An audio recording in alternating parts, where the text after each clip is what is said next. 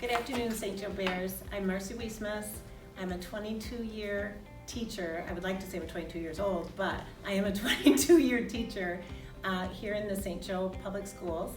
I have taught at Jefferson, Lincoln, Brown, and currently at Upton as a 6th and 7th grade social studies teacher. I'm here this afternoon with Dr. Bruce, and we are going to be talking about some of the concerns that teachers, families, and the community has about our back to school,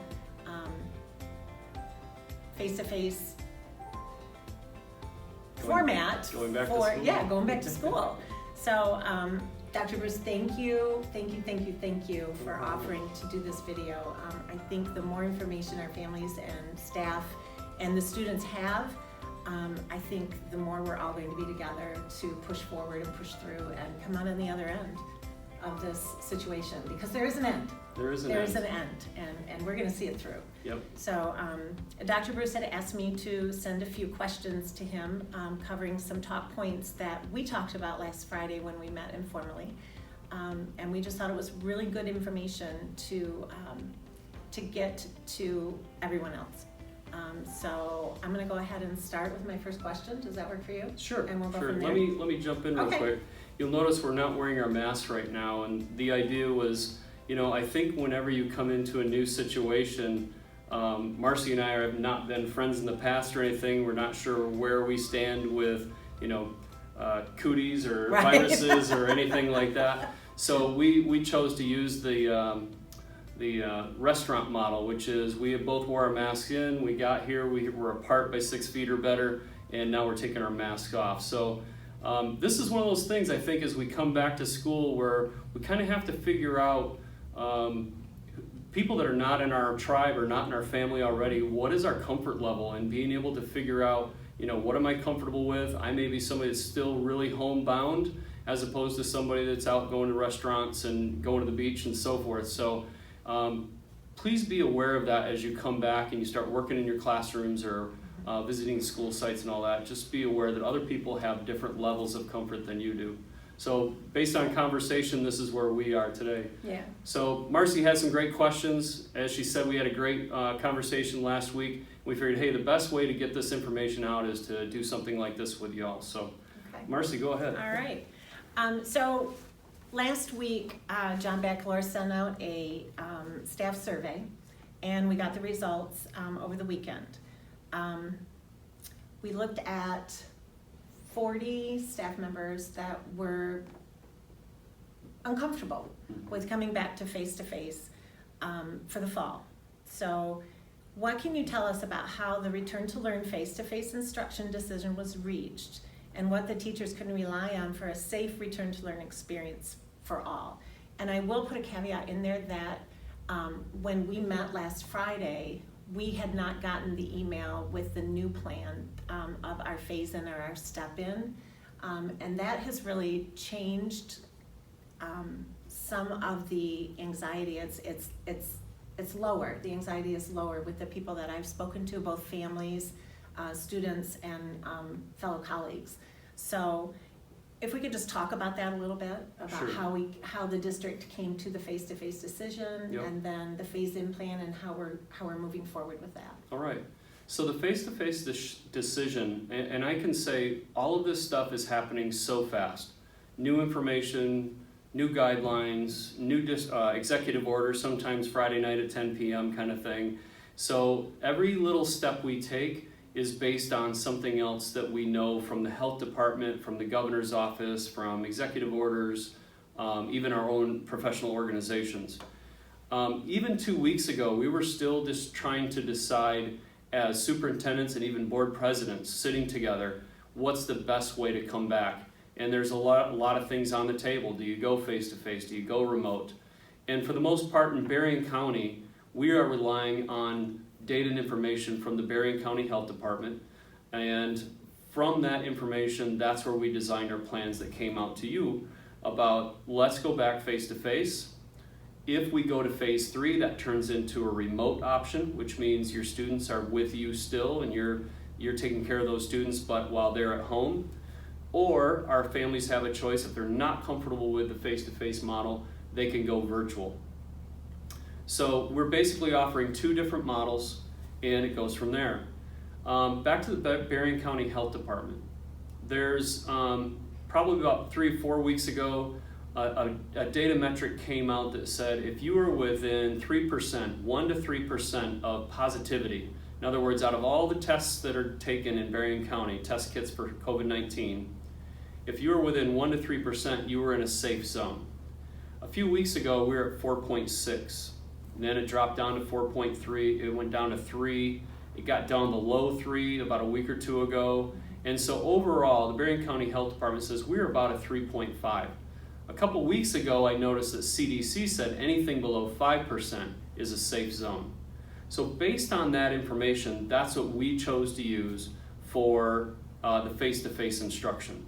The other piece to keep in mind about this is when you're going face-to-face, there's more to education for our students than just the academic piece. And we always say this, like, how many hats do you wear? You wear your mom hat, your dad hat, your counselor hat, your coach hat, you know, so our kids get a lot of different benefits other than just education, social, emotional. We feed them all kinds of things that happen at school and through the school day.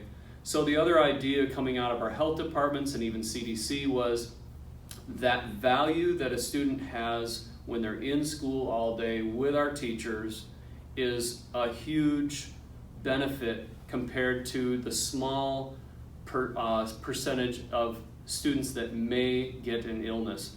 And if you look at Berrien County dashboard, please go look at it. 0 to 19, I believe there's no deaths for COVID-19. And all the research states very, very few kids, I want to say it's 2 or 3 or 4, have even been hospitalized from 0 to 19. And then of course you probably know all the other data behind. They're less symptomatic, and when they do get sick, they're not as sick. So you're kind of weighing those things. We again are relying on Berrien County Health Department to say the benefit of having kids face-to-face all day in an educational setting outweighs the low percentages that we're looking at here. And our percentage over the last, I want to say 5 to 7 weeks, is about 3.5% or lower of positivity in cases.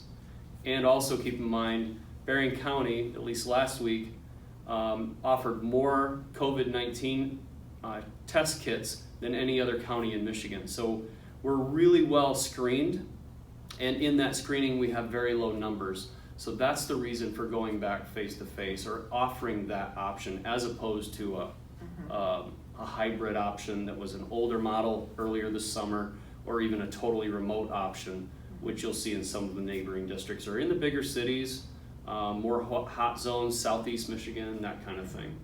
So that, I think I answered the first question. I think the second question was, teachers are still apprehensive. Teachers still have anxiety about this. I think that's perfectly normal. So what can we do to ease that anxiety? I believe the anxiety comes from, as Marcy said, she's been in this game 22 years, but she's going back to a classroom that she's not going to recognize maybe, or all of her processes and procedures and lessons may totally change. What does that look like? And when we don't know things, that creates anxiety for us. So our principals are asking teachers that are fearful right now to come in, meet with them, talk to them, go sit in your room, take some measurements, check things out.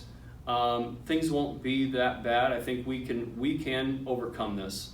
Number 2, Marcy talked about the phase-in plan, and this is actually a shout out to Craig Hubble, where he talked about, hey Tom, one day right here in the hallway, hey Tom, what do you think about stepping into the first days of school rather than jumping in with both feet? And it works on a number of levels. I shared that with our Berrien County superintendents, and all but a couple are using some sort of phase-in this year for fall. For us here in St. Joe, we want to do things that are best for our families and our teachers.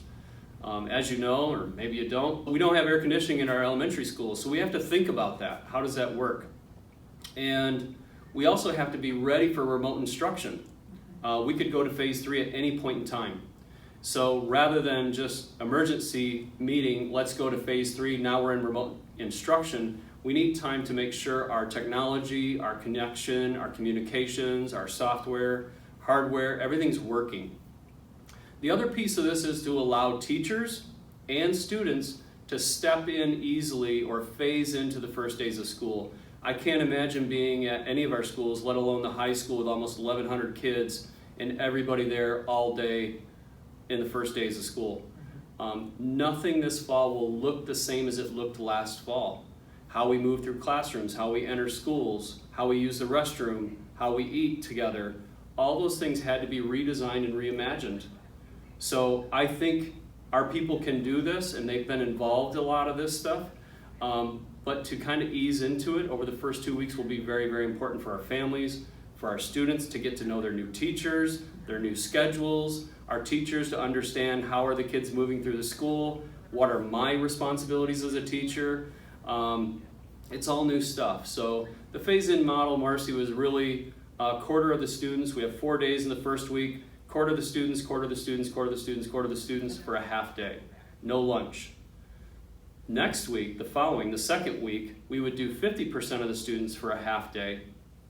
And again, so you have more students now running them for a half day. And then the last 2 days, Wednesday, Thursday, 50% of the students each day, all day. So now we're running lunches in the whole day, but running with partial students. Friday is a remote day. We'll do other remote things through those first 2 weeks, but Friday is the real remote day where we'll actually reach out and make sure everything's working and everything's coordinated and connected. And then we come back the following Monday and we're 100% all day. But the number of processes and procedures to get this very complex organization up and running and help people feel comfortable with the new processes and procedures, I think that phase in will help. And oh, by the way, now we're 2 weeks, almost 3 weeks into the fall, which will hopefully be cooler for our teachers, so and our students in those elementary schools. So we're doing a lot to try and ease things. You'll also notice other videos from our principals on the website, so that may help as well. Right. One question I know a couple students that I talked to today was they were wondering, on the half days that they're in school, what are they doing in the afternoon? Are they going to have responsibilities to be online, to finish projects maybe that they started in the morning? Is that something that they're responsible for? Off the top of my head, I can't remember. Great question. Like, what are kids they responsible for when they're not in school? Yeah. So a lot of this is really about making people feel comfortable. It's also about getting our students to know their teachers and teachers to know students. We know here in St. Joe that relationships are the key to what we do. So as a student has a new teacher, teachers trying to learn their students, those interest inventories we do, be different at each grade level, right? But the older kids are probably going to be checking on which way do I go down the hallways, where's the closest restroom, where am I eating lunch, and they will actually be working on that stuff. Right. The plan's all laid out, but they have to know the plan, right? In the younger grades, interest inventories, what'd you do this summer, share it out. We have Seesaw for grades K2, K3. So there'll be that kind of stuff going on throughout those weeks. So basically the first couple weeks of school are really going to be the social, emotional learning piece for us to be able to build that relationship. I don't want to say quickly, but to be able to start to build that relationship. So if there is a possible change after the first couple weeks with our platform that we're going to use, we have somewhat of a relationship with those kids already that we can move forward with. That's right. Good. That's right. Awesome. Yeah. Awesome. I think the step-in plan is amazing. I've worked with Mr. Hubble, and thank you. It's been kicked around a lot, and I love where we are right now. Yeah. I love the step-in plan right now. Do you want to move to the second? Yes. Okay. So as St. Joe Public Schools developed the plans for face-to-face instruction, we were introduced to the triangle, and I called it the triangle of safety. Is there another? I think I used that way too. Okay. Yeah. All right.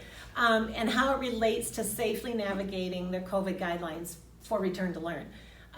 Can we talk more about the triangle and give us a few specific examples of how St. Joe is basing our daily school routines and procedures on it, like the masking, the cohorting, the social distancing, the cleaning, and how the triangle relates to all of that in both the elementary and secondary. Sure.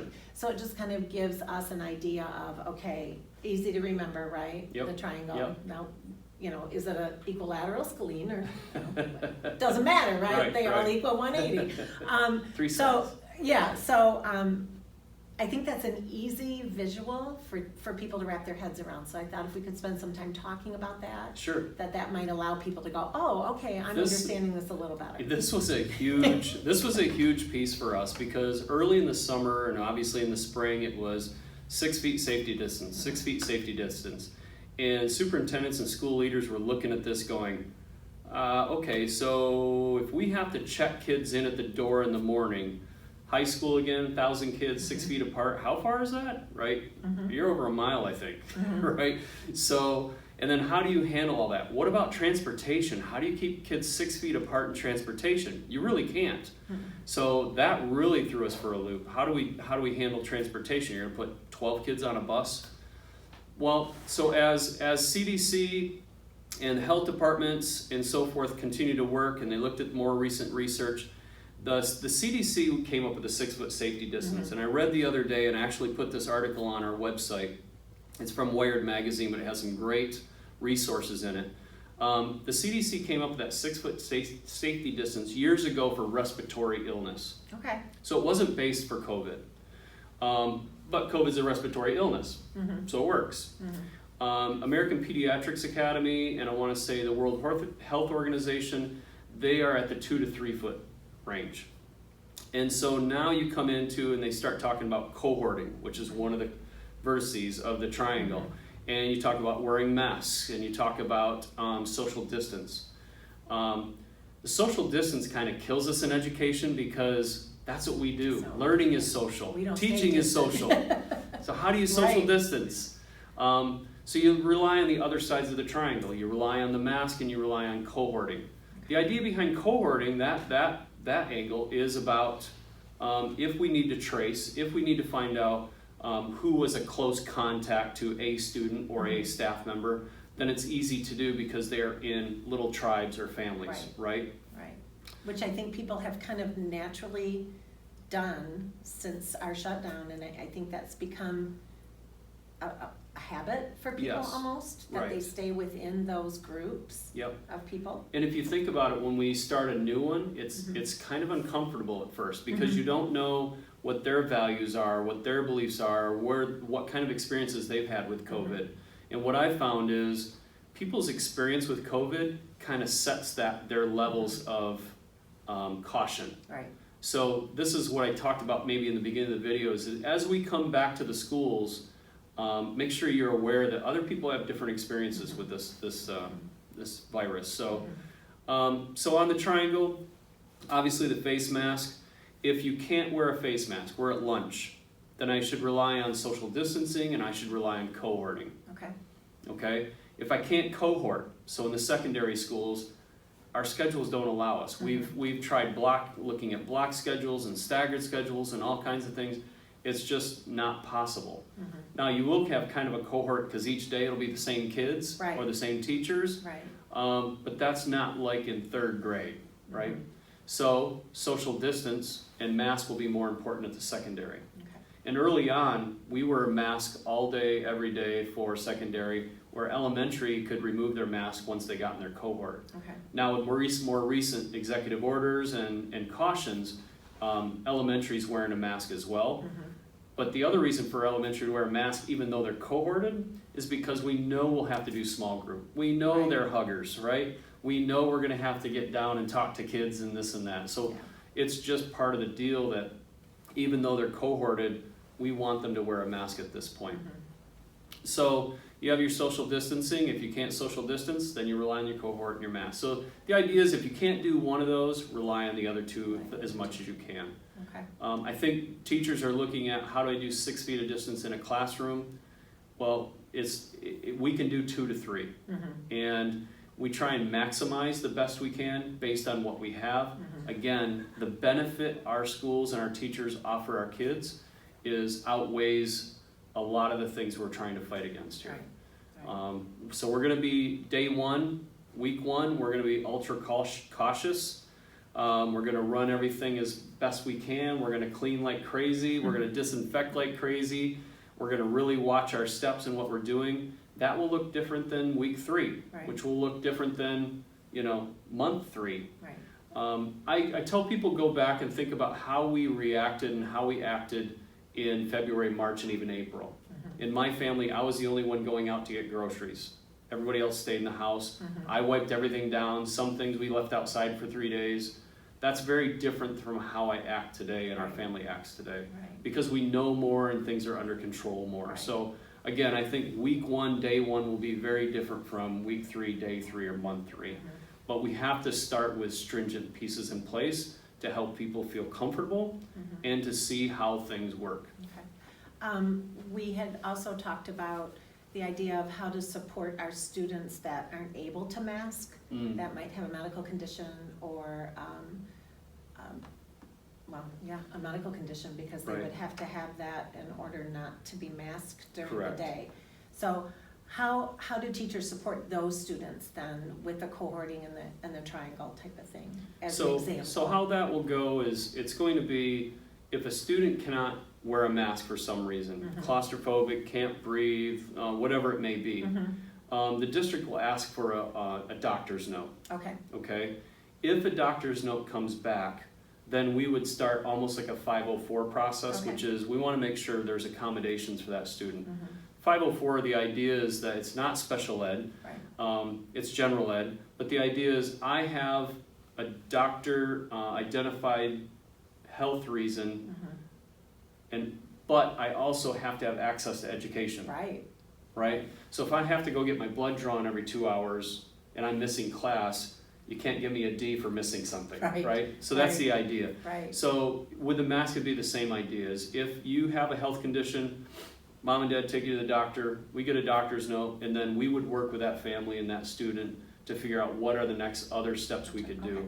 But we want to keep everyone safe. Yeah. So it won't be just no mask, here I go. Right. It'll be, would it be a shield? Could it be a gaiter? Could we place the student in a different spot in the room? Could we offer him access on something more remote? Or is it something that we just have to go virtual at this point in Or time? maybe So they would have to step in the hall and take a couple breaths and then Sure. be able to. sure, Okay. we can come up with lots of different, And again, that phase-in accommodations. plan is going to help those students and teachers who have that Yes. anxiety about wearing those masks. Because I Yes. know sometimes, and I'm sure you do too, that, like, oh my gosh, I cannot wait to take this off, right? yes. Right, so hoping that we'll be able to give kids that type of a support then Right. is important. And we're good And at for this. teachers too, yeah. We take families from all over the place, Sure. from all over the world, really, Mhm. with all kinds of different health problems and issues and learning, styles, and we're really, really good at coming up with accommodations and modifications for people to help them get the learning they need. So Okay. I don't see this as anything insurmountable. No, I don't either, and I think, again, I told you that phase-in plan was a mind shift for a lot of people. Great. And I think it was a good way to say, okay, this is gonna help us figure this all out. It's kind of like practice. Sure. And Sure. practice doesn't mean perfect, it's just going to make you better at what you do, right? Correct. Okay, that's great. Okay, and then the third question, last question. The governor has tasked the school districts to work with their county health departments closely to determine the best case scenarios for opening schools, which we are kind of already talked about, and how to work with the districts to manage any positive COVID cases and exposures. This would include the contact tracing, quarantining, and the possible decision to move to a remote learning platform. So my question to you was, could you give us a quick overview of how the Berrien County Health Department's role with St. Joe schools or how you work together to make those determinations about the close contacts, who would quarantine in case of a positive test, and then at what point, how would the health department help us to determine when we would close the school to move to remote? Yes, great questions. Yeah. These are not hard and fast answers yet. I know. Okay? We always talk about learning, not yet. Mhm. As I've said, our plans are all living documents. They're evolving as we go. They'll definitely evolve the first few weeks of school. The county health department is working with their professionals and their organizations to figure out, okay, so when is it that you would close a classroom or close a school or close a district? They have not defined that yet. So I would say at this point, it's a judgment call. Yep. It's their recommendation to our district or their recommendation to any district in Berrien County. And so we would look at what are the data points, how is it working, and we'd make that decision with the Berrien County Health Department. So the bad part of this answer is there's not a solid, concrete answer yet. The Berrien County Health Department believes they'll have an answer to that in the next week or two. Okay, so for us, that's good. It should be before school starts. Right, So watch for that. The other question contact tracing and so forth. So if you look at, I was going to print it out. There's a document. It's a yellow front on it, and it says like information for families and staff for Berrien County Health Department. And there was a link to that in one of your Yeah, emails. I link Yes. it to everything because it's about 8 pages, but really easy read. Like each page is on a different topic, and there's 2 pages at the end that talk about how do you do a self-check with your student in the morning, every morning. Okay, so that'll be the responsibility of our families to do kind of a self-check with every student. We're talking about trying to get refrigerator magnets so it goes on everybody's refrigerator so they remember. So it's just a quick five check thing. And if you send your student to school and then at school he or she becomes warm or starts coughing or chest pain, and what the document says is it's getting worse or it's a new chest pain or new coughing, right? And if that's the case, we would send that student to the office. There will be a quarantine officer. Since we're thinly staffed in the office, voluntold, probably going to be our secretaries. But they'll have all the PPE they need. They'll have a space in the office or near the office that will be the quarantine space. That student, and it could be a staff member, would go to that space, and then we would contact Berrien County Health Department, let them know, and we contact the parent.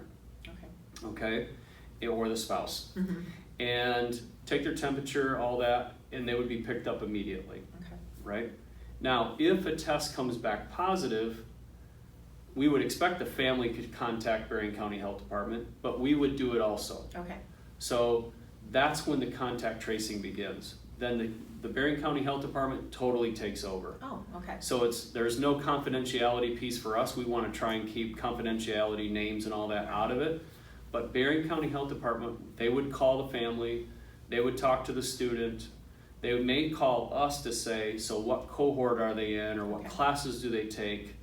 And they'd ask the student basically, or teacher if they're younger, so who sits next to them? And the next piece is really about close contact. Close contact in the last probably month anyway has been 15 minutes or more, 6 feet or closer, and they're saying with a mask or without a mask. But it's normally talking or singing, could be kissing in the high school I suppose, but close contact. And then the Berrien County Health Department would trace those people down, call those families, and go from there. Does that automatically mean a quarantine if it's close contact? It does not. It really doesn't, does it? It does not. It's really a call from them on that. And let's say you are close contact. That doesn't mean your husband or your family or your spouse are automatically infected either. As a matter of fact, the Berrien County Health Department would probably stop with just you at that point. So a contact of a close contact does not mean you're quarantined. Not all the time. And doesn't that form, don't they have a chart in that link? Yes. That So if you go back to that document, for that? Yep. And it's all over our website. But if you go back to that document, you'll see that in there, and it goes right through it. Yeah. All right. Thank you. So there's some information, and there's all kinds of stuff on our website that you can click on as well.